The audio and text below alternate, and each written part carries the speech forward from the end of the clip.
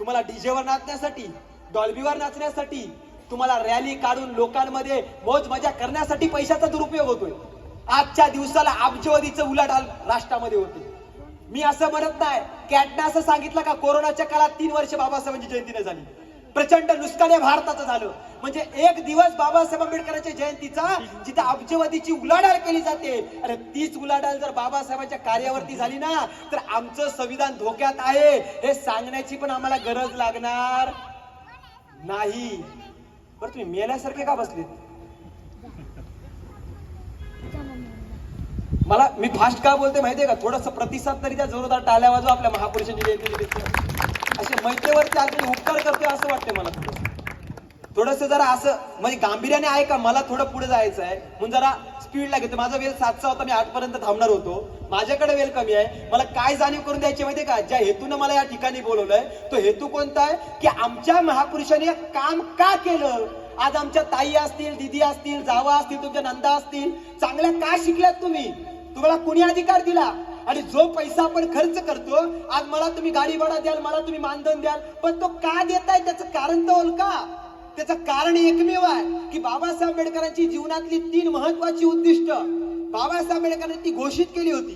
पहिली घोषणा केली होती 20 मार्च 1927 ठिकाण होतं महाडचं चौदार तले. त्या महाडचे चौदार तले कशासाठी होतं? पिण्याच्या पाण्यासाठी. तो संघर्ष कशासाठी होता? पिण्याच्या पाण्यासाठी. आमच्या बाया गेल्या महाडला यावर्षी तांब्या भरून पाणी घेऊन आले. कशाला? म्हणजे थोडा थोडा शेजाऱ्यांना पुरला पाहिजे. पिण्याच्या पाण्यासाठी संघर्ष होता का? बाबासाहेब काय म्हणतात?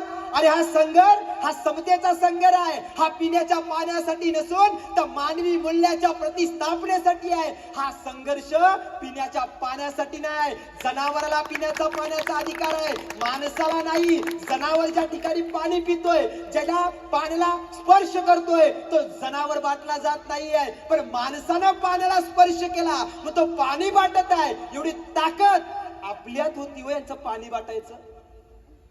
आणि हे आता आपल्या घरी जेवण करायला येतात. एक काल होता की आणि आमच्या पाठीला झाडू आणि गळ्यामध्ये घालगट टाकलं होतं. आम्ही विसरलोय कारण आता आम्ही प्राध्यापक झालोय, प्रोफेसर झालोय, डॉक्टर झालोय, इंजिनियर झालोय. कशामुळे झालंय? काही फरक पडत नाहीये. आमच्या बापामुळे, आमच्या वडिलांच्या संपत्तीमुळे झाले? अजिबात नाही. तुमच्या संपत्तीचा 7 आहे ना, तो तुमच्या वडिलांचा नाही, तो सुद्धा 7 डॉक्टर बाबासाहेब आंबेडकरांच्या मालकीचा आहे, म्हणून त्यांनी करून दिलाय. आपण विसरता कामा नये. शिवपुत्र संभाजी महाराज, शिवपुत्र छत्रपती शिवाजी महाराज, शिवाजी महाराज नाही संभाजी महाराजांनी दोघांनी तलवारीच्या पाठीवरती सह्याद्रीच्या डोंगरात डोंगरात बायकोचा किंवाचा टिलाव पिसून या मातीत रयतेचं राज्य हे तलवारीच्या टोकावरती केलं. पण तेच राज्य भारताच्या संविधान रूपी कलमाच्या माध्यमातून आपल्याला आणि तुम्हा आम्हाला देणारे डॉक्टर बाबासाहेब आंबेडकर आहेत. जे शिवाजी महाराजांनी केलं तेच कार्य कर्तृत्व कलमाच्या माध्यमातून डॉक्टर बाबासाहेब आंबेडकरांनी केलं. आणि म्हणून तुम्ही आम्ही चांगले शिकू शकलोय, तुम्ही आम्ही चांगले वावरू शकतो, तुम्ही आम्ही चांगले कपडे घालू शकतो, तुम्ही आम्ही 4 माणसात बसू शकतो. पण तरी देखील आज आमचा स्वाभिमान आम्ही का गहाण ठेवतोय? आम्ही नेहमी म्हणतो पोरं की माणसातून स्वाभिमान गहाण केला की ऍज इक्वल तो माणूस जनावर होतो. ज्या पद्धतीचा आमच्या स्वाभिमान नाहीये म्हणून बाबासाहेब चौदारच्या तलावरती काय म्हणतात ते सांगतात, माणसामध्ये पहिल्यांदा स्वाभिमान. मुठभर भाकरीसाठी स्वाभिमान घाण ठेवणारी लोक हे संपूर्ण समाज गुलाम करतात. पण बाबासाहेब काय म्हणतात? मला भक्त नको आहे, मला माझा अनुयायी हवाय. अनुयायी 5 असले तरी चालतील, पण ते अनुयायी पाहिजेत. भक्त का नको? भक्त अगरबत्ती लावतो, कॅन्डल लावतो, वंदना करतो, हार घालतो आणि भक्तीनंतर काय करतो? तो मुक्तीचा मार्ग शोधतो. मग काय होतो? भक्ताचा नंतर सत्यानाश होतो. पहिल्यांदा समाजाचा होतो, मग भक्ताचा होतो. खोटं बोलतोय का? बाबासाहेबांनी चंद्रमणीला प्रश्न विचारला, म्हणते मी बौद्ध धम्म स्वीकारणार आहे, पण म्हणते की तुम्हाला कोणता बुद्ध हवाय? चंद्रमणींनी सांगितलं मला शांत बसलेला बुद्ध हवाय. बाबासाहेबांनी विरोध केला. ते काय म्हणतात? मला शांत बसलेला बुद्ध नको आहे, मला चारिका करणारा बुद्ध हवाय. तो कोणता? तर ते बाबासाहेब स्वतः सांगतायत की चरत भिक्कवे चारिकम बहुजन हिताय बहुजन सुखाय अनताल हिताय लोकानुकंपाय आदि कल्याण मध्य कल्याण अंत कल्याण. जीवनाच्या शेवटच्या क्षणापर्यंत चारिका करणारा विचार हा बुद्ध रूपी मला हवाय. म्हणून बुद्धाने जी मूर्त पसंत केली ती चारिका घेऊन. भिक्षाटन हातामधून घेऊन, हातामध्ये भिक्षाटन घ्या, भूक लागेल ना प्रचार करा, पुढच्या गावात जा, भूक लागेल ना प्रचार करा, पुढच्या गावात जा. झोली नाही घेतली. आताचे श्रामणेर बौद्ध भिक्खू यांनी विचार करायला पाहिजे, झोली नाही घेतली. कारण आम्ही पण त्यातलेच आहोत प्रचारक. काही लोक म्हणतात तुम्ही धम्म का नाही स्वीकारत. अरे ज्यांच्या वाणीत धम्म आहे ना त्यांच्या आचरणात धम्म आहे. दुसरा धम्म आम्हाला नकली गरज नाहीये त्याची. ज्यांच्या विचारात शुद्धता आहे, ज्याच्या आचरणात शुद्धता आहे, तोच खरा धम्म आहे. पहिल्या आतल्या मनाला तुम्ही विचारा प्रश्न. आमचे काही लोक इथं सुद्धा जात असतील तीर्थाला, ते तुकाराम महाराज आपले सांगायचे, कुणबी समाजाचे तुकाराम महाराज म्हणायचे, जाऊन या तीर्थात तुवा काय केले, चर्म प्रक्षापिले वरी वरी. अरे तीर्थाला जाऊन तुम्ही चर्म धुवून आतलात, पण आतल्या अंतकरणाला शुद्ध केलं का? मग तुकाराम महाराज म्हणतात, नाही मन निर्मळ काय करील वरस सावन. तुम्ही तीर्थाला गेला पण तुमचं मनच शुद्ध नाहीये. तुमच्या मनात द्वेष आहे, तुमच्या मनात राग आहे, तुमच्या मनात दुसऱ्यांप्रती आपुलकी बंधुभाव प्रेम नसेल तर त्या मनाचं काय करायचं? आणि म्हणून तुकाराम महाराज म्हणतात, बुद्ध शुद्ध व्हावं बुद्धापासून, बैसून निवांत चित्त शुद्ध करी तया सुखांत पार नये. हा खरा धम्म आहे जो तुकाराम महाराजांनी आचरणात आणला. धम्म वाणीत आणि आचरणात असावा लागतो. आमचे लोक काय म्हणतात, 22 प्रतिज्ञा खूप चांगल्या आहेत, पण पहिल्या 2 आम्हाला अजिबात नको. का नको? मुरबाड मध्ये एक गाव नाही ज्या वाडीत माझा पूर्वसंध्येला कार्यक्रम झाला नाही. खोलीत ना आतल्या किचन मध्ये गेल्यानंतर कळतं काहीतरी गडबड आहे. काय योगी दादा, बाहेर हॉलमध्ये खूप सुंदर फोटो, आतमध्ये गेल्यानंतर कळतं का ज्यांनी पिढ्याने पिढ्यांचा सत्यानाश केलाय त्याचीच अजून चालू आहे. बाबासाहेबांची वंदना आम्ही का केली पाहिजे? कारण बाबासाहेब आंबेडकर केवळ दलितांचे कैवारी नाही आहेत, तर जगातली लोक असं म्हणतात की बाबासाहेब आंबेडकर ही व्यक्ती सिंबल ऑफ द नॉलेज, हे जगाने स्वीकारलंय, त्यांना जगाचं बुद्धिमत्तेचं प्रतीक म्हणून स्वीकारले. आणि आम्ही त्यांना दलितांचा कैवारी म्हणतोय. आणि मग गांभीर्याने सर्वांनी ऐका की बाबासाहेब आंबेडकर दलितांचे कैवारी असते तर एका जातीचे मसीहा असते. पण बाबासाहेब आंबेडकरांनी भारताचं संविधान लिहिताना धर्मनिरपेक्ष, जात निरपेक्ष, पंथ निरपेक्ष, कुळ निरपेक्ष, वंश निरपेक्ष भावनेतून तुम्हा आम्हाला हक्काधिकार दिले.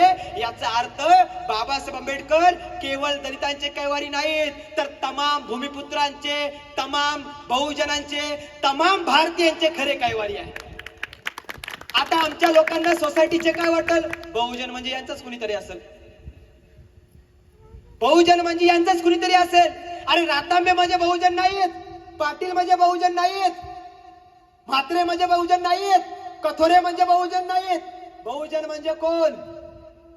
बाबासाहेब आंबेडकरांनी बहुजन हित आहे, बहुजन सुख आहे आमच्या ओझरीत विचार दिला. 2500 वर्षापूर्वी बुद्ध जन्माच्या 70 पिढ्या अगोदर आम्ही बहुजनाच्या अगोदर कोण होतो? आम्ही शेतकरी आहोत. आणि म्हणून आजही आमचा कुणबी समाज स्वतःला म्हणतो कणबी. कण म्हणजे माती, बी म्हणजे बियाणं, मातीत बियाणं पेरून धान्याचं उत्पन्न घेणारे तुम्ही आम्ही सर्व शेतकरी कुळातले, कणबी कुळातले आहोत. आता कणब्यांमधून ज्यांनी रंदा मारला तो या सोसायटीतला एखादा सुतार झाला असेल, कणब्यांमधून ज्यांनी सोन्यावर फुंकर मारली तो या सोसायटीतला सोनार झाला असेल, कणब्यांमधून ज्यांनी मडकी घडवली तो या सोसायटी मधला कुंभार झाला असेल, आणि कणब्यांमधून ज्यांनी मिठाचे आगार केले ते आम्ही बाले आगरी झालोय. पण मूळचे तुम्ही आम्ही एकच आहोत. म्हणून रोशन पाटला तरी बाबासाहेबांचा संबंध काय, तर आम्ही जातीने वेगळे आहोत, पण कुलाने आणि वंशाने बाबासाहेब आणि आगरी समाज एकच आहे. एक आहे. पहिल्यांदा एकीची भावना निर्माण करूया आपल्या सोसायटीमध्ये, का आम्ही एक आहोत. कुणी महार नाही, कुणी मातंग नाही, कुणी चांभार नाही, कुणी बौद्ध नाही, कुणी ईसाई नाही, कुणी सिख नाही, कुणी मुसलमान नाही, कुणी जैन नाही, कुणी पासी नाही, कुणी पटेल नाही, कुणी पाटील नाही. दादांनो, तुमचा आणि आमचा वंश एक आहे. मग आता प्रश्न निर्माण होतो की बळीच्या काळात तुम्ही आम्ही एक होतो, मग आम्हाला वाटलं कुणी? हा आगरी, हा कोळी, हा कुणबी, हा तेली, हा महार, हा मातंग, हा चांभार कुणी वाटलं आम्हाला? विचार करायला लागेल. विचार करणं हा खरा चिंतनाचा कार्यक्रम असतो. जर आपण विचार केला तर जात आम्हाला अपमान देते, जात आम्हाला विभाजित करते, जात आम्हाला असंघटित ठेवते, आणि समाज आम्हाला सन्मान देतो. समाज आमचा अपमान करत नाही, समाज आम्हाला ताकद देतं, बळ देतं, एक चांगल्या प्रकारचा आदर्श घडवून देतो. मग इथून पुढे ठरवा सोसायटीच्या लोकांनी की आम्ही समाज म्हणून राहायचं की जात म्हणून राहायचं. जातीसाठी माती खाण्यापेक्षा समाजाच्या हक्काधिकाराच्या लढ्यात आपण सहभागी होऊया. उद्या या ठिकाणी पूर आला, तर एखादा बौद्ध बघून त्याच्या घरात पाणी जाणार नाही आहे, एखादा आगरी म्हणून त्याच्या घरामध्ये पाणी जाणार नाही आहे. मग विचार काय, सर्वांनी एकत्रित येऊन त्याला थांबवणं, त्या पुराला थांबवणं. उद्या एखादी शाळा बंद पडली तर ती महार मातंग चमार बौद्ध आगरी कोळी आहे म्हणून बंद होणार नाहीये, तर ती शाळा समाज म्हणून बंद होणार आहे. आणि म्हणून बाबासाहेब आंबेडकरांचा का जय जयकार करायचा असतो, त्याचं कारण मी म्हणत नाही, बाबासाहेब आंबेडकरांनी स्वतः म्हटलेलं आहे. बाबासाहेब काय म्हणतात, सर्वांनी गांभीर्याने ऐका. बाबासाहेबांनी स्वतः म्हटलं की दादर मध्ये काही विद्यार्थी बाबासाहेबांना भेटायला गेले आणि ते विद्यार्थी बाबासाहेबांना काय म्हणतात, स्वतः म्हणतात की बाबासाहेब आंबेडकर तुमचा वाढदिवस आहे, पण वाढदिवसाच्या 17 ऑगस्ट 1952 ला आम्ही तुम्हाला बोलवू इच्छितो. बाबासाहेब म्हटले मी येणार नाही, पण हट्ट केला. बाबासाहेब दादर मध्ये आले. बाबासाहेब जसे दादर मध्ये आले, लोकांनी बाबासाहेबांच्या नावाचा जय जयकार करायला साहेब सुरुवात केली. बाबासाहेब आंबेडकरांचा विजय असो, बाबासाहेब आंबेडकरांचा विजय असो, जसा जय जयकार सुरू केलं, बाबासाहेब लालबुंद झाले, प्रचंड चिडले आणि स्पीकरच्या माईकचा हातात घेतला आणि त्यावर घोषित काय करतात, अरे माझ्या नावाचा जय जयकार करण्यापेक्षा माझं अपूर्ण काम पूर्ण करण्यासाठी स्वतःच्या प्राणाची बाजी लावा, तर खरे तुम्ही आंबेडकरवादी. बाबासाहेब काय म्हणतात, माझ्या नावाचा जय जयकार करू नका, माझं काम पूर्ण करण्यासाठी प्राणाची बाजी लावा. संविधान डोळ्यासमोर संपतो. पब्लिक सेक्टर प्रायव्हेट सेक्टर करणं चालू आहे, गव्हर्नमेंट सेक्टर प्रायव्हेट सेक्टर चालू करणं चालू आहे. आमच्या शाळा जिल्हा परिषदच्या 62,000 अदानीच्या घशात करण्याचा प्रयत्न चालू आहे. न्यू एज्युकेशन पॉलिसीनं ते केलं आणि आमचे शिक्षक, आमचे केंद्र प्रमुख, आमचे प्रचार प्रमुख प्रचार करतात, आम्ही त्यांच्या आहोत. यांना आमचं कशाला म्हणताय, गोलवल करा ना त्यांचं म्हणा, बोला ना त्यांचं, आम्ही त्यांच्या आहोत म्हणून. तुम्ही त्यांचे नाहीत, तुम्ही संविधानाचे पायीक आहात. तुमच्यावरती अन्याय झाला तर तुम्हाला रस्त्यावरती येण्याचा देखील कर्मचाऱ्यांना अधिकार आहे. नाही वाचलं ना आम्ही लेबर लॉ, तुम्हाला समाजासाठी नाही, पण स्वतःवरती अन्याय झाला, हक्काधिकारावरती अन्याय झाला. आमची पेन्शन, आमची इन्क्रीमेंट, आमचा प्रमोशन, आमची बदली, यासाठी आम्ही जर एकत्र येतो तर समाजाचं आंदोलन जी पोरं चालवतात त्यांच्या पाठीशी तुम्ही खंबीरपणे राहा, निश्चित तुमच्या पाठीशी बळ मिळेल. पण नाही ना, आम्ही तसं नाही करत. दमडी आणि चमडीला वाचून बसलो आम्ही. आता इथं जयंतीला जर कोणी वर्गणी मागायला आला असेल ना, योगेश दादा गेला असेल तर, मग ते म्हणत असतील किती देऊ, किती देऊ, अरे किती देऊ काय. बाबासाहेब म्हणतात पगाराच्या 20% द्या, 20%. जर 80,000 पगार आहे ना, किती खर्च करायला सांगितलाय, कुणामुळे मिळतोय, 60,000 कुणामुळे आलेत, 70,000 कुणामुळे, म्हणजे तुमच्या आजीला नव्हती का अक्कल, आजोबाला अक्कल नव्हती का, पणजोबाला अक्कल नव्हती का, होती ना, पण त्यांना संधी नव्हती. अरे जी त्यांना संधी नाही ना, ती घटनेतल्या कलम नंबर 15(4), 16(4) आणि कलम नंबर 21 न तुम्हाला दिली. म्हणून तुम्ही प्राध्यापक, म्हणून तुम्ही शिक्षक, म्हणून तुम्ही कर्मचारी झालात. मग आता आमची जबाबदारी काय, तर आमची महत्वाची जबाबदारी आहे. बाबासाहेब आंबेडकरांना कोलंबिया विद्यापीठ बनवता बाबासाहेब आंबेडकर, तुम्ही फार विद्वान आहात, तुम्ही DLL केले, तुम्ही LLB केले, तुम्ही लॉ म्हणजे बाबासाहेबांना म्हणतायत, तुम्ही डिलीट केलंय, तुम्ही PhD केलंय, फार कमी वयामध्ये फार मोठं शिक्षण घेतलंय बाबासाहेब. तुम्ही आमच्या या विद्यापीठाचे व्हाईस चान्सलर बना. बाबासाहेबांना त्या कालामध्ये व्हाईस चान्सलर बनण्याची संधी येते, ते बाबासाहेब म्हणतात नाही, मी सयाजीराजे गायकवाडांना वचन देऊन आलोय, मी शाहू महाराजांना वचन देऊन आलोय, काय, pay back to society, my education for my society, माझं शिक्षण ह्या समाजासाठी असेल असं मी वचन देऊन आलोय. बाबासाहेब आंबेडकर त्या व्हाईस चान्सलर पदाला लाच मारतात आणि तुमच्या आमच्यासाठी भारतात येतात. आम्ही विसरलोय. शाहू महाराज बाबासाहेबांच्या बाबतीमध्ये म्हणतात, इथून पुढे बहुजनांना खरा नेता सापडलाय, इथून पुढे मराठ्यांपासून त्या आदिवासीचं नेतृत्व माझ्या नंतर फक्त आणि फक्त बाबासाहेब आंबेडकर करतील. एक मराठा समाजाचा व्यक्तिमत्व म्हणतोय. कृष्णाजी अर्जुन केरलुस्कर बाबासाहेबांना म्हणतात, हा धम्म घ्या ओझरीत आणि हा तमाम आपला अस्पृश्य समाज ज्याला ओझरीत पाणी दिलं जातं त्याच्या ओझरीत हा विचार द्या, तो एक दिवस स्वाभिमानाने उभा राहील. का स्वाभिमानाने उभा राहिला, चर्मकार समाज आजही ती चप्पल शिवतोय, पण माझा महार समाज बौद्ध झाला आणि काय प्रगती झाली त्याच्या जगण्यात की चर्मकार त्याच ठिकाणी आहे आणि आज बौद्ध समाज हा स्वाभिमानाने लढतोय का? हा बौद्ध धम्माचा परिणाम आहे, हा आचरणाचा परिणाम आहे. केवळ आरक्षणामुळे आमचा बौद्ध समाज पुढे आला नाही, तर बुद्धाचा विचार आचरणात आणला म्हणून आमचा बौद्ध बांधव पुढे आला. हे सुद्धा ठणकावून सांगा का? मी तुमचा मामा आणि तुम्ही माझे भाचे आहात हा विश्वास आहे. तुम्हाला तुमचा इतिहास माहिती नसेल, पण मला माझा इतिहास माहिती आहे. कारण बुद्धाची आई गणराणी कोण आहे?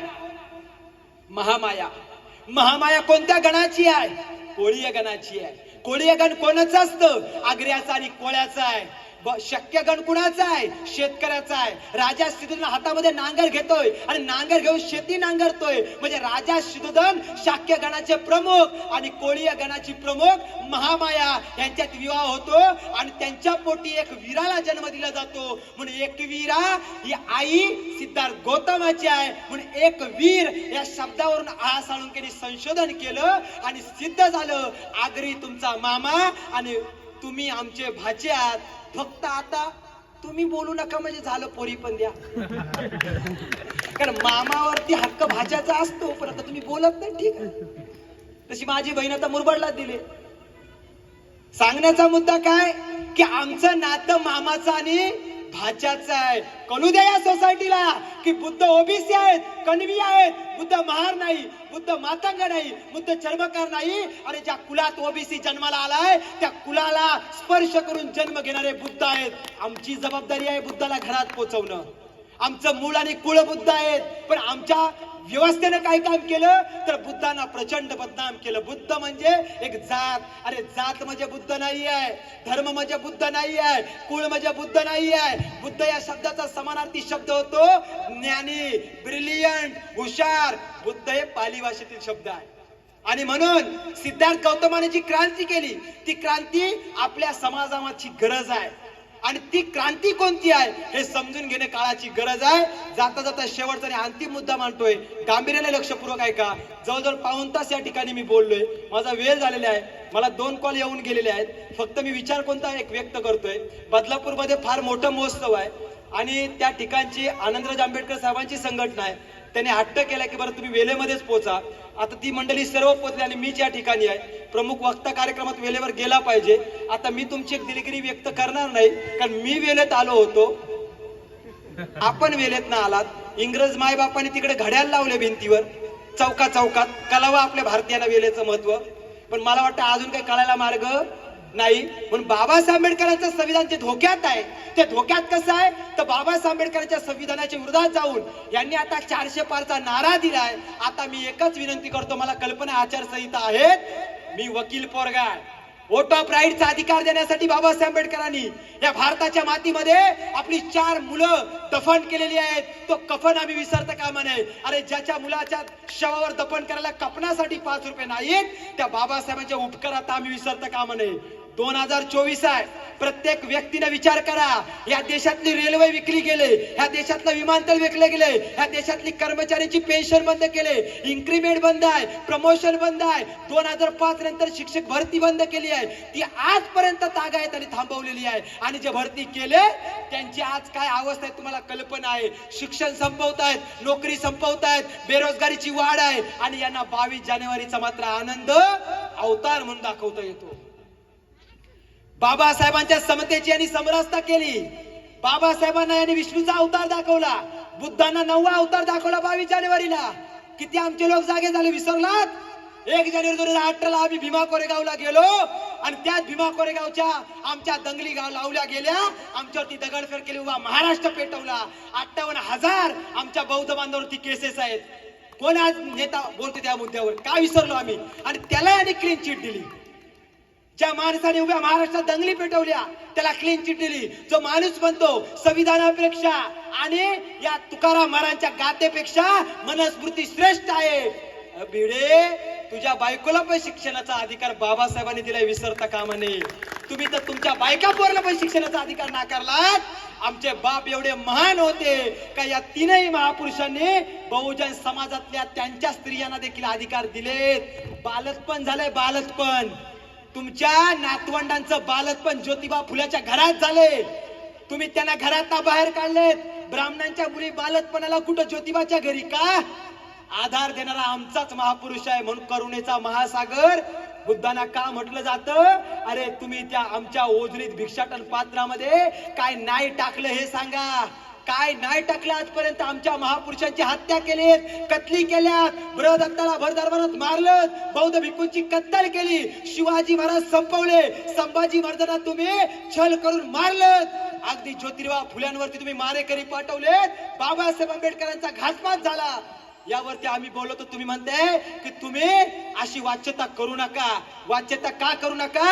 अरे रक्त आजही आमचं त्यांच्यात आहे आणि त्यांचं रक्त आमच्यात आहे. आजही आम्हाला भीमा कोरेगाव माहिती आहे. जर संविधानाला हात लावलं तर तलवार नाही पण कलमाच्या माध्यमातून मात्र आपल्याला आता लढाई लढावी लागेल. आता कलम आणि बोटातली ताकद ओळखा. बाबासाहेब आंबेडकर एकच बोट का दाखवतायत? कारण ते सांगतायत अरे या मताची किंमत राजाला भिकारी आणि भिकाऱ्याला राजा करण्याच्या लक्षात ठेवा. ते विकले जाऊ नका. विकाल तर स्वतःच्या घरातल्या आईची आबरू विकताय. ती लक्षणं तुमची आहेत. आणि बाबासाहेब म्हणतात जा शासन करती जमात बना. कोण आहे वंचितांचाच? कोण बुलंद आवाज म्हणून लढतोय? आम्ही आमचा नेता ओळखा. आम्ही आमचे नेते पारखा. जे शत्रूच्या ओझरीत जाऊन पाणी भरतात ते आज आमच्या बाबासाहेब आंबेडकरांच्या संविधानाची मोडतोड करतायत. मनोहर परिचारक म्हणतो भाजपचा आमदार की आम्ही या देशामध्ये जे सत्तेत आलोय ते संविधान बदलण्यासाठी आलोय. हे यांचे वाक्य आहेत. कर्नाटकातला खासदार म्हणतो संविधान काय चीज आहे आमच्यासाठी? मनुस्मृती आदर्श ग्रंथ आहे. आम्ही कथोरे साहेबांना पण सांगितलं, माग भेटून सांगितलंय. जेव्हा भरत निचेरीने ओबीसी जात निचेरी आमर उपोषण केलं, आम्ही त्यांना कथोरे साहेबांना पण सांगितलं, कथोरे साहेब तुम्ही आमचे नेते जर असाल तर तुम्ही आमच्या संविधानाच्या बाबतीत बोला.